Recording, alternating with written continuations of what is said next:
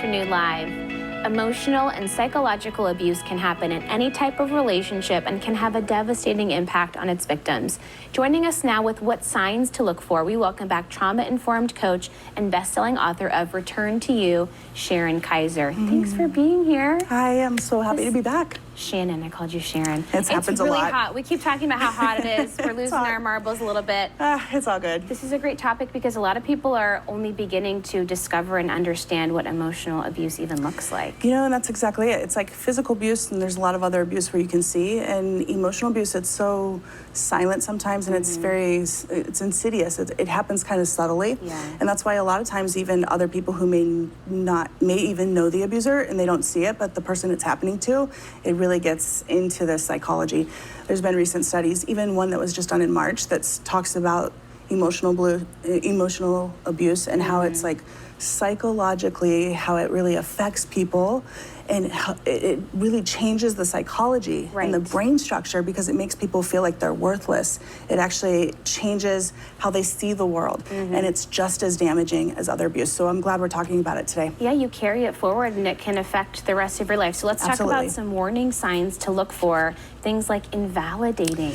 Invalidation is so interesting because, you know, you could have that friend who ignores you or interrupts or constantly kind of like, oh, that's not important, and they bring the conversation back to them. And it's kind of like on a spectrum.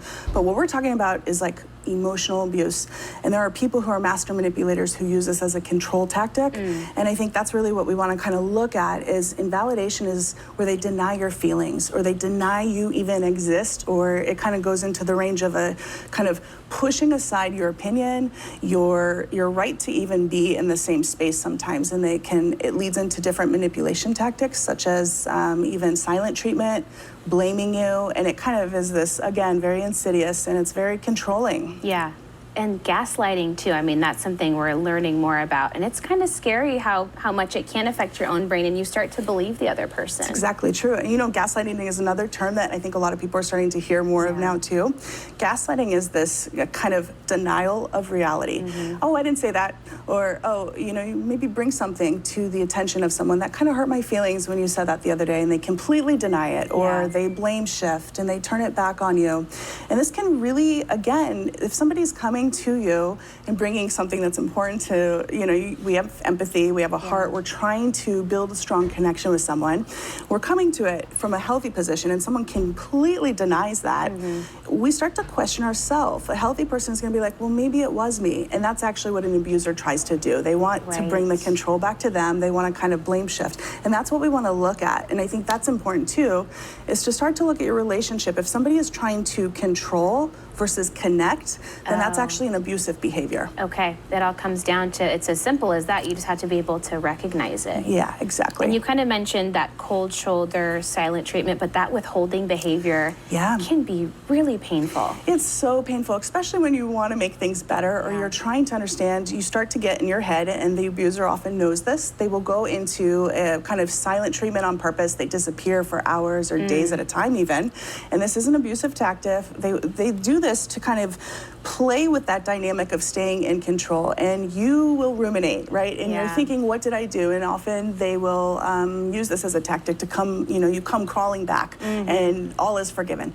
But what we want to look at is anytime someone's withholding information, not calling you back on purpose to try to keep the upper hand, or just completely denying that you exist, or not, you can't have a healthy relationship with someone who's not communicating with you, just point blank.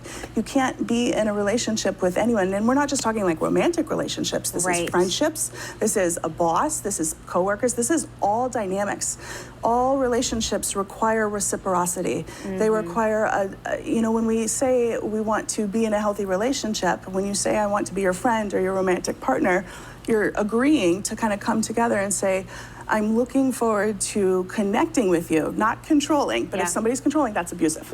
And even the overprotection when people are isolated by, I think, particularly a romantic partner, that can be kind of scary from the outside looking in, too. You know, this is very tricky, too, because we see, this one's one of those, overprotection can kind of be like, oh, they care about them. How nice is that? You know, sometimes helicopter parents even, it's lovely because it looks like they care, but what this could go into is maybe infringing on boundaries, like reading the diary or like getting into the passwords or making sure that they follow on the phone. It's really overprotective in the sense of I don't trust you and I'm going to follow your every move, but I care about you. And so it's under the guise, this is actually very abusive behavior. And so what this really comes back down to is looking for these signs. You know, I had several years where I was involved with romantic partners that were very abusive and I didn't even know. I didn't even know. I thought this was just how people related to each other. And so some of these signs, it's important to recognize this is mistreatment and it's disrespect. And if we're relating to other people in this way, or we're allowing this, it really comes back to what are we tolerating? And no matter what, this is not how humans should be treating each other.